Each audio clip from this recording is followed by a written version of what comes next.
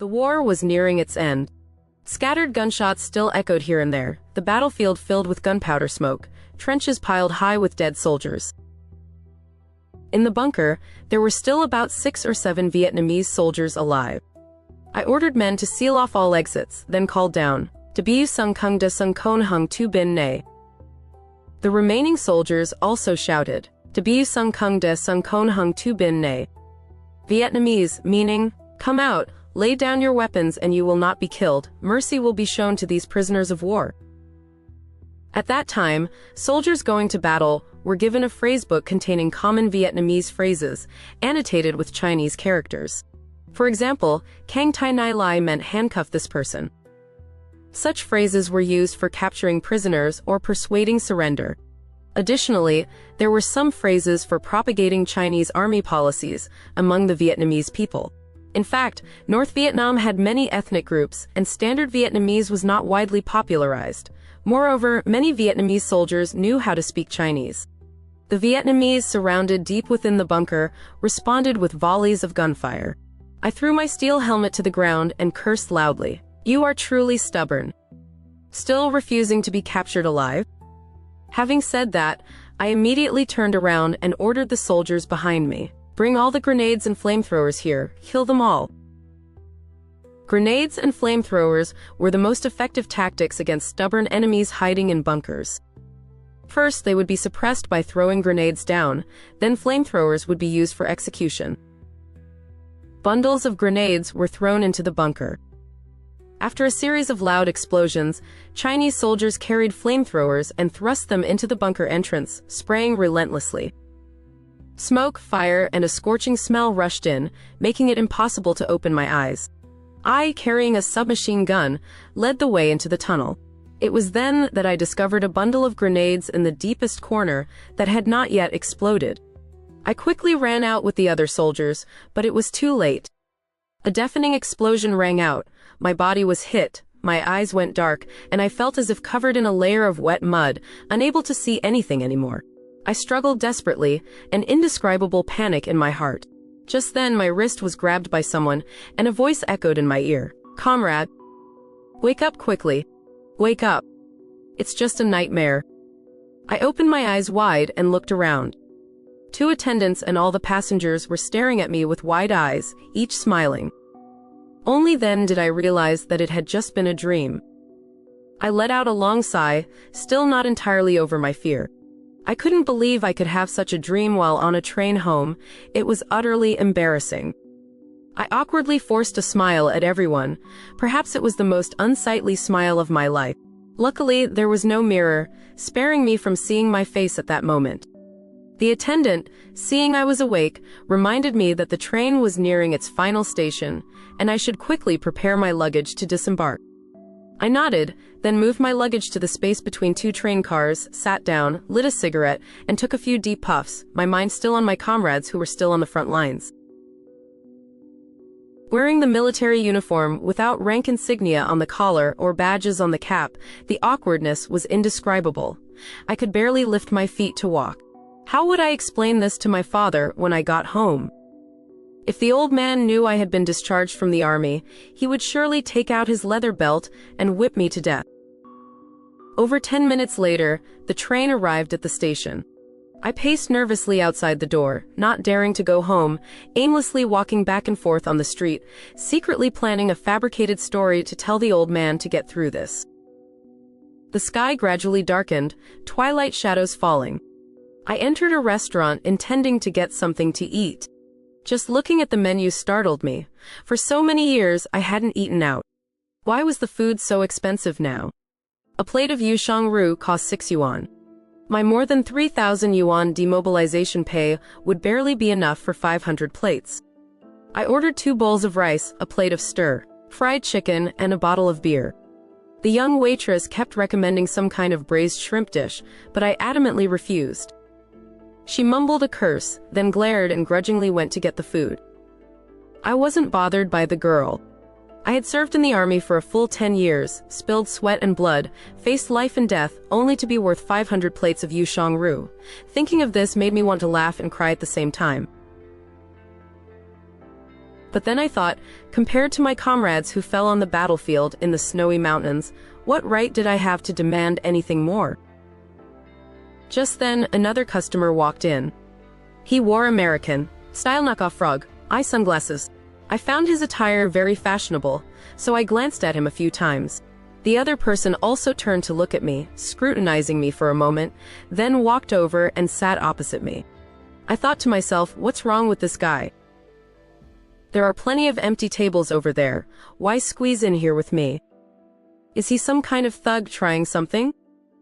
Damn it, I'm itching for a fight and you're just scratching the right spot. I'm already annoyed and looking for someone to hit. But this guy's appearance looked somewhat familiar. More than half his face was covered by those huge glasses. I couldn't remember who he was for the life of me. The guy pushed the glasses frame resting on his nose and spoke first. Heavenly King buries Earth Tiger. I found this phrase very familiar, so I blurted out, Pagoda suppresses river demon. The other party asked, why is your face so red? I gave a thumbs up and replied, haven't found a wife yet, I'm anxious. Then why is your face so pale? Married a tigress, she scared me half to death. The two of us embraced at the same time. I said to him, Tuyen Bio, you didn't expect the Central Red Army to return, did you? Tuyen Bio was so moved he almost cried. Nyat oh nyat. The comrades of the Red Army from north and south have finally reunited in Shanbei. Years ago, we corresponded a lot, but the long distance prevented us from meeting. Who knew that upon returning to the city, we would reunite in a restaurant? What a coincidence. Tuyen Bio's father held a higher position than my father, but regrettably, during the Cultural Revolution, his father couldn't endure the struggle sessions and died in a cowshed. Years ago, Tuyen Bio returned to the city to find work. After more than a year, he got into a fight with his superior, quit, and went into business for himself, heading north to sell popular music cassettes from our area. We hadn't seen each other for so many years that we drank until our faces were bright red. I even forgot about fabricating a lie. When I got home, with alcohol loosening my tongue, I told my father everything I had experienced. Unexpectedly, he wasn't angry at all. On the contrary, he was very happy. I thought that perhaps as the old man got older, his awareness decreased, and he was simply happy that people no longer needed his son to go to war. The Job Reassignment Committee arranged for me to be the deputy head of sanitation at a food processing factory. I had been in the military for too long and no longer wanted to live a routine office life, clocking in and out. So I didn't take the job, but instead followed Tuyen Bio north to do business. Time passed quickly. Before we knew it, we had entered the 80s. We were both in our 30s. Business was getting worse and worse. Forget saving money to get married. Even meals were becoming an issue now. We often had to ask our families for money to solve immediate concerns. That day, the weather was quite pleasant, the sky cloudless. Each of us wore a pair of sunglasses and wide-leg trousers, pushing a tricycle along the streets of Beijing. On the tricycle were planks displaying stacks of cassettes, and on top of that, an old radio playing popular songs from Taiwan at the time. As we walked, the two speakers blared. A bespectacled female student ran over, looked for a long time but couldn't find anything, and asked, "Do you have Wang Jieshi or Shirley?" We had stocked those cassettes before, but they had sold out 2 days ago. Tuyen Bio grinned and replied, "Oh, come on, sister. What era is this, that you're still listening to those songs? How about Deng Lijun, Tian Beiwei, or Zhang Aizha? Take a few cassettes and listen. I swear by Chairman Mao, they're fantastic." The female student saw that Tuyen Bio didn't seem like a good person, so she immediately left. Tuyen Bio cursed loudly behind her. Crazy. Acting so decent, demanding to hear Jieshi and Lisi, that lecherous face already looks like dysentery. I said, "Why have you switched to a Beijing accent now? Can't you speak standard Mandarin? Why pretend to be a Beijinger? Doing business in Beijing is too difficult. Maybe we should move to Xi'an later for an easier life." Tuyen Bio was about to argue that his ancestors were from Beijing, but before he could finish, he suddenly raised his hand and pointed to the end of the street. "Damn it, the inspectors are here. Let's get out of here quickly." The two of us pushed the trike stand up and fled, weaving through several alleys until we reached the main road. I looked around, wondering why on earth I had ended up at the Panjiayuan antique market. The entire street was filled with vendors selling used goods, even medals, statues of Chairman Mao, and little red books were being bought. All kinds of teapots, clocks, embroidered 3-inch golden lotus shoes, coins piled up in stacks, snuff bottles, various furniture items, tobacco pipes, calligraphies, carved inkstones, rice paper and ink brushes, antique smoking pipes, cricket boxes, porcelain, lacquerware and jewelry made of jade, stone, gold, silver, bronze, iron, tin. Almost anything old or antique could be found. Tuyen Bio had a family heirloom jade pendant, which he had always worn. That jade piece was given to his father by a prime minister of the Northwest Field Army. That year, this man led troops into Xinjiang and annihilated a group of bandits in the Nia Oasis. The jade piece was found on the bandit leader. Although it was called a jade pendant, its shape was actually not very similar. Its ancient and bizarre design was engraved with intricate patterns, resembling both a map and writing with no clear purpose. Tuyen Bio had shown me this jade piece many times. My family also used to have quite a few antiques, and as a child, my grandfather had often lectured me about gold, stone, and jade items. However, I couldn't discern the age or value of this particular jade piece. Tuyen Bio intended to sell the jade piece to raise some capital for business, but I stopped him. This is your father's relic. Don't sell it as long as you can manage. We haven't reached rock bottom yet. If things get desperate, I'll ask my grandparents for money. Their pension isn't small anyway. We saw an empty spot by the roadside, so we parked the tricycle there and went to buy 2 servings of stewed offal and bread for lunch. The stewed offal and bread dish was actually pig offal soup cooked with chopped baked bread, costing more than 1 yuan per bowl, both delicious and cheap. My bowl had too much chili added, burning my tongue, making my eyes water and nose run. Tuyen Bio ate 2 bites and said to me, "Nyat. For years, I had planned to help you get rich, but who knew the national economy would fluctuate so much? Now, small businesses can't make money anymore. You have to go big to succeed. It's not like when I first opened my stall. There weren't even 3 places selling music cassettes in all of Beijing. It's really hard on you. Your father was a division commander before he retired, with benefits like a deputy city mayor. Why don't you just go back, tell the old man to pull some strings for you to get a job in an agency, and stop suffering with me?"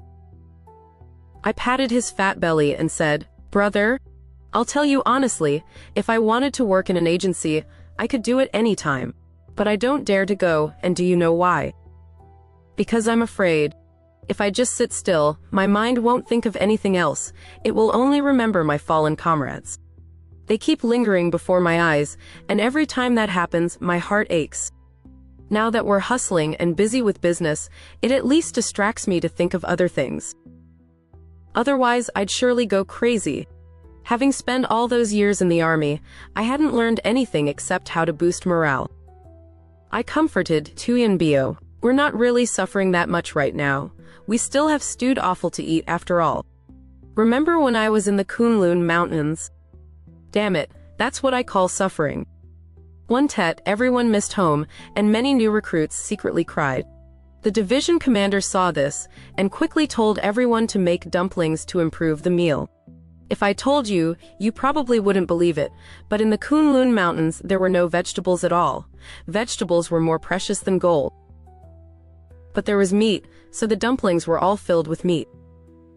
However, that place was high altitude, and water couldn't boil there, so the cooked dumplings were raw and mushy, and the meat filling inside was still red. Can you imagine that smell? Yet I ate 10 of them, almost bursting my stomach. I was so hungry. For years, we never had anything properly cooked. I craved it so much. The very next day, I was sent to the hospital because I couldn't digest it. My stomach was hard as iron. Do you remember what was written in the book Red Crag? The night before the revolution's victory is always the coldest night. Our business can't always be like this. If cassettes aren't selling, we'll sell something else. I turned on the radio, and the 2 speakers immediately blared music. The radio was quite dilapidated, and the sound quality was very poor. Even if the song was good, through this radio, it sounded like clanging gongs and beating drums. But neither Tuyen Bio nor I found it difficult to listen to. After all, it was much better than our own singing. After hearing my profound, yet easy, to understand ideological guidance, Tuyen Bio's mood brightened considerably. He patted his thigh and loudly hawked his wares to the rhythm of the music. Original Hong Kong, Taiwan cassettes here! Exclamation mark. Big discount here! Exclamation mark. Only covering costs, who's buying? Exclamation mark quote. Passers-by and all the surrounding vendors looked at us with curious eyes. Next to us, a man displaying his antique stall on the sidewalk approached to greet us. As he smiled, a gleaming gold tooth was immediately revealed. Yellow Tooth pulled out cigarettes and offered them to us. I took the cigarette and said, "Hi, quality stuff, American cigarettes, Marlboro." Yellow Tooth lit my cigarette and said, "You two are the best for selling music cassettes at Panjayuan Antique Market. No one else on these streets would have thought of this." I took a deep drag and exhaled 2 streams of white smoke through my nostrils. This American cigarette was truly satisfying. I looked up and said to Yellow Tooth, "Don't mock us, brother. We just ran from the Bureau of Industry and Commerce and accidentally ended up here. We'll rest for a bit and then leave." After much beating around the bush, it turned out he wasn't a stranger. Yellow Tooth's family was from Hainan Island. He had previously undergone education in Yunnan. His father had followed the Liberation Army during the southward advance. After inquiring about family members, ranks, divisions, and companies, it seemed their connections weren't too distant. However, Yellow Tooth's father wasn't an official, he was a folk tomb raider. Later, during the Weihai campaign, the Kuomintang army conscripted young men to fight. His father's unit rebelled and joined the Liberation Army, but he only served as a cook. Afterward, his father fought in Korea, suffered frostbite to one leg, and became paralyzed on one side. It wasn't until the reform and opening up era that he moved from Hainan to Beijing to collect and sell antiques. Listening is better than speaking. He told fascinating stories, talking about folk tomb raiders and such, which was really just grave robbing. Others might not understand these things, but I was raised by my grandfather from a young age, and he had told me many stories like these. A professional makes a gesture, and you know instantly. Delving deeper, I then asked Yellow Tooth, "Your father used to be a Mojin Shaowei. Has he ever encountered a big zongzi?" Big zongzi is slang circulated among tomb raiders, just like bandits wouldn't directly say they murdered or committed arson, but have their own set of jargon. Zongzi refers to a relatively well-preserved corpse in a tomb, not decayed.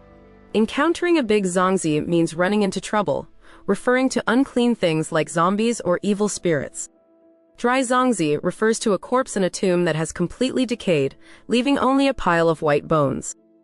Meat zongzi refers to a corpse that still has many valuable items on it. As soon as Yellow Tooth heard me say this, he immediately showed respect, insisting on inviting Tuyen Bio and me to Dongxi Street to eat freshly cooked lamb and to talk more thoroughly. So the 3 of us packed up our belongings and went to Dongxi.